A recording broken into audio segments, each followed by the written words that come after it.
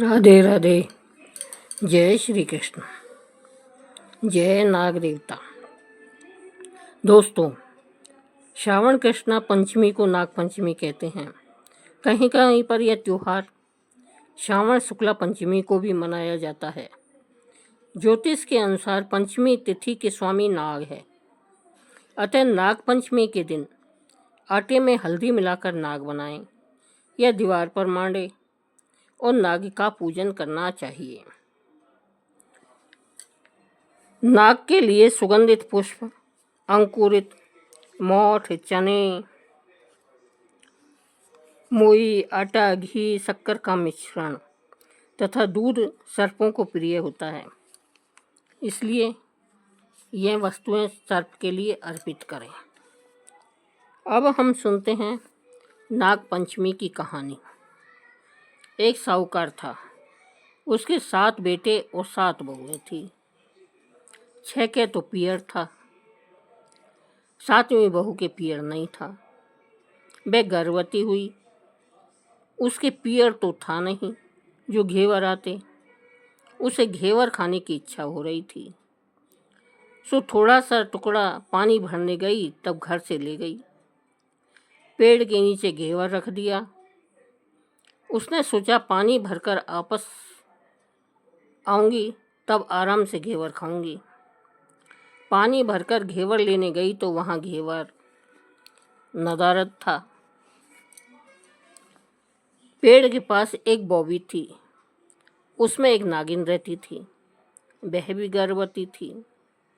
घेवर देखकर नागिन की इच्छा हुई और उसने घेवर खा लिया और सोचा, साहूकार के बेटे की बहू अगर गाली निकालेगी तो उसे काट खाऊंगी, और अगर कुछ नहीं कहेगी तो इसको पीहरवासा दूंगी।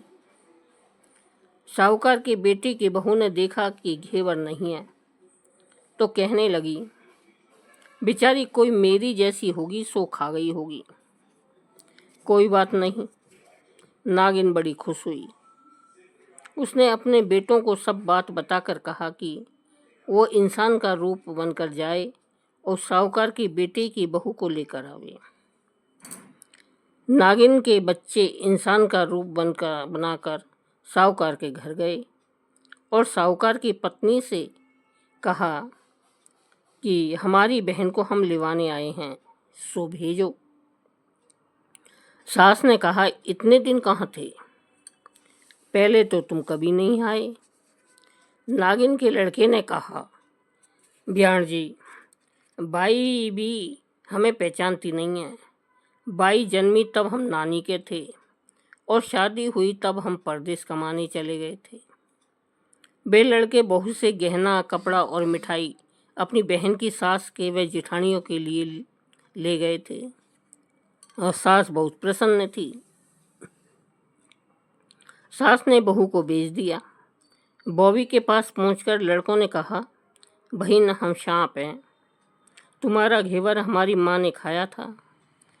उसने तुम्हें अपनी लड़की माना है। इस नाते तुम हमारी बहन हुई। तुम हमारी पूंछ पकड़ लो, डरना मत। वह पूंछ पकड़कर बॉबी में चली गई। वहां उन्होंने उसे बहुत सुख और आराम से रखा। वहीं उसने लड़के को जन्म दिया।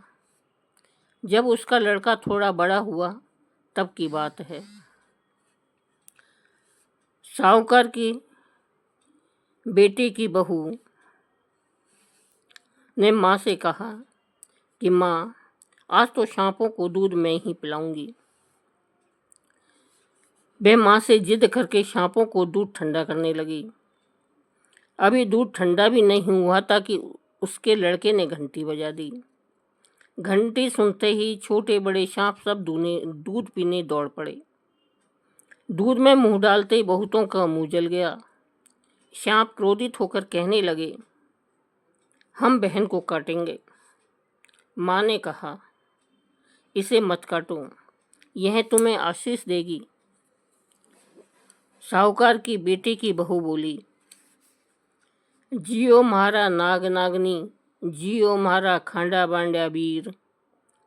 वीर उठावे दिखणीरो चीर, चीर तो फाट गयो पण खांडा वांड्या वीर जीवता रहे। कुछ दिन बाद फिर उसने जिद की कि माँ 7वें कोठे की चाबी दे दो। माँ ने 7वें कोठे की चाबी दे दी। ताला खोला तो देखा बाबा नाग जल में झूल रहे थे। उसने कहा, बाबा आप तो मेरे पिता हैं। और बोली, जियो नाग नागनी जियो बासुकी नाग।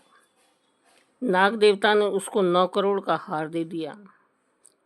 माँ ने अपने बेटों से कहा, बाई तो अब बड़े घरों में हाथ डालने लगी है, उसे घर पहुंचा दो। नागों से साहूकार के बेटे की बहू को बहू से गहने कपड़े दिए और ससुराल पहुंचा दिया। थोड़े दिनों की बात है, उसका बच्चा झाड़ू तोड़ रहा था। ताई ने कहा, झाड़ू मत तोड़, इतना तोड़ने का शौक है तो तेरे नाना मामा के यहाँ से लाया होता। शांपों ने सुन लिया। माँ से जाकर कहा। माँ ने कहा, 2 झाड़ू सोने की बनवाओ और 2 झाड़ू चांदी की बनवाओ और दे आओ बहन के ससुराल में। ताइयाँ देखकर जल गई, कहने लगी, इसके तो ताने मारने से भी धन बढ़ता है। छोटी जेठानी लकड़ी लेने गई, वहाँ सांप था। उसने सोचा सबसे छोटी को भेजना चाहिए, सांप उसे खा जाएगा तो मुसीबत मिट जाएगी। छोटी बहू लकड़ी लेने गई तो वहाँ सांप बैठा था। बोली, भैया राम राम। सांप ने झट से बिछुए दे दिए, पहनकर छम छम करती चली आई।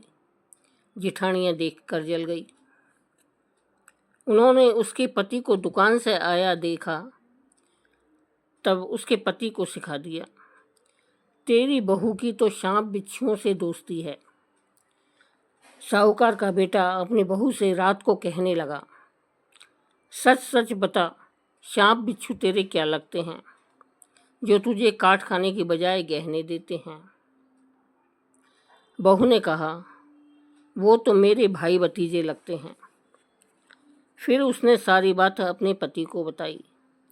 पति ने कहा, तो क्या तेरे भाई भतीजे तुम्हें ही बुलाते हैं, कभी अपने जमाई को यानी मुझे नहीं बुलाते हैं। अब ओने को गणेश जी की सांपों ने ये बात, एक ब्राह्मण का लड़का तो जाकर अपनी माँ से सेवा पूजा करता था। माँ ने कहा, उसकी माँ उससे बहुत लड़ती, दोनों को बुला लाओ और कहती, ये सेवा पूजा का रूप रखकर दोनों सांप दोनों को व बच्चे को सेवा पूजा काम नहीं आएगी। खूब महीने रहे, 2 महीने रहे। एक दिन लड़का खूब अच्छे गणेश जी का नाम लेकर निकल गया खातिरदारी की, और सोचा आज तो गणेश जी से मिलकर ही तीनों को विदा किया। वे तीनों को खूब वापस कपड़े गहने रुपए देकर विदा किया। लड़का भयानक जंगल में पहुंच गया। जैसा पियरवा सा गणेश जी ने सोचा मिला, ये मेरा नाम लेके घर से निकला है, इसे बाघ बघेरे न खा जाएं, इसे तो बचाना ही पड़ेगा। बूढ़े ब्राह्मण का भेष धरकर गणेश जी आए और बोले, लड़के कहाँ जा रहा है। लड़का बोला, गणेश जी के जा रहा हूँ। गणेश जी बोले, कहाँ मिलेंगे। तो लड़का बोला, जहाँ भी मिलेंगे वहीं जाऊँगा, पर जाऊँगा ज़रूर। गणेश जी उसके इस प्रकार के प्रण से बहुत ही प्रभावित हुए, उसको दर्शन दिए और बोले, मैं ही गणेश जी हूँ, बोल क्या चाहता है, कुछ मांग। तो लड़का बोला, मैं तो मांगना ही नहीं जानता, क्या मांगूं। तो गणेश जी बोले, फिर यहाँ क्यों आया है। तो सोच विचार के लड़का बोला, घोड़ा और लगाम मांगू, पूछो गजराज को, महल मांग के माला मांगू, ढोलो हिंगराज को, पुरसण वाली ऐसी मांगू, जाने फूल गुलाब को। गणेश जी बोले, लड़के तू तो बहुत चतुर निकला, अनजान बनकर सब मांग लिया, पर कोई बात नहीं, ऐसा ही हो जाएगा। लड़का वापस घर आया तो देखा पीढ़े पर एक छोटी सी दुल्हन बैठी है। घर में बहुत धन दौलत, हाथी घोड़ा लाव लश्कर हो गए। लड़का अपनी माँ से बोला, देखो माँ, इतना प्रताप है गणेश जी का, ये सब उन्हीं का दिया हुआ है। माँ बहुत प्रसन्न हुई। हे गणेश जी भगवान, जैसे उस लड़के को दिया वैसे सबके भंडार भरना, कहने वाले के, सुनने वाले के, हुंकारा भरने वाले के, सबका भला करना। बोलो गणेश जी महाराज जी की जय। दोस्तों, ये दोनों कहानी आपको अच्छी लगी हो तो वीडियो को लाइक करें और चैनल को सब्सक्राइब करें। धन्यवाद।